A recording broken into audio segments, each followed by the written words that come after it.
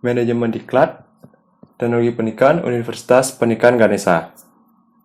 Sebelum lanjut ke materi, izinkan saya perkenalkan diri terlebih dahulu. Perkenalkan, nama saya Madya Diwirha dengan NIM 1911021026 dari kelas A. Nah, kita akan pelajari 3 materi. Yang pertama, definisi pendidikan orang dewasa. Yang kedua, teori orang dewasa. Dan yang ketiga, etika pelatihan. Definisi pendidikan orang dewasa.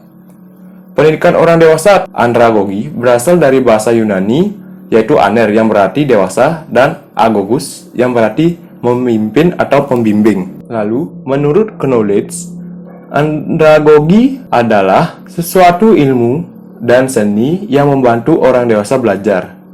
Dan menurut Doug Kenworth dan Merriam, andragogi adalah proses pembelajaran peserta didik yang terdiri dari orang dewasa. Selanjutnya, kita akan masuk ke dalam konsep pendidikan orang dewasa. Di sini ada 4 konsep pendidikan orang dewasa. Yang pertama, materi atau kurikulum pendidikan harus diorientasikan berdasarkan kebutuhan dan minat peserta belajar. Yang kedua, orientasi belajar dipasarkan pada pemecahan masalah yang dihadapi oleh peserta belajar.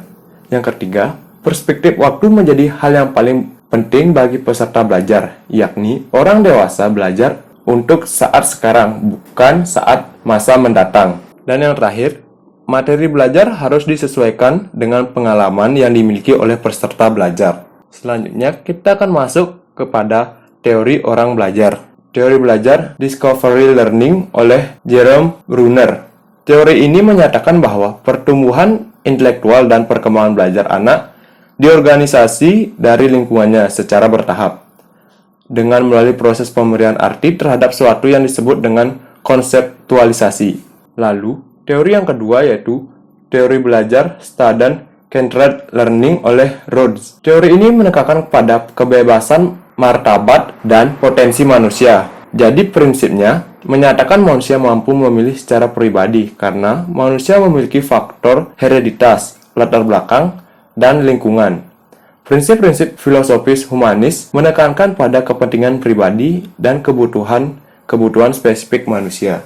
Lalu, kita akan masuk kepada materi etika pelatihan. Etika berasal dari bahasa Yunani yaitu ethos atau tunggal yang berarti watak. Kamus Besar Bahasa Indonesia terbitan Departemen P dan K tahun 1988 merumuskan pengertian etika dalam 3 arti sebagai berikut. 1. Tentang apa yang baik dan yang buruk tentang hak dan kewajiban moral.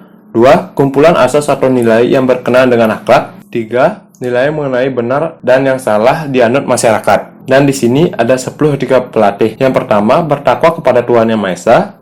2. Berjiwa kepemimpinan. 3. Disiplin. 4. Berprinsip hubungan antar manusia dengan dasar kekeluargaan. 5. Bersikap simpati. 6. Bijaksana dan jujur. 7. Bersedia membimbing. 8. Sabar dan tegas. 9. Rajin dan rapi. Dan yang terakhir yang ke-10, humor dan ramah. Sekian dan terima kasih.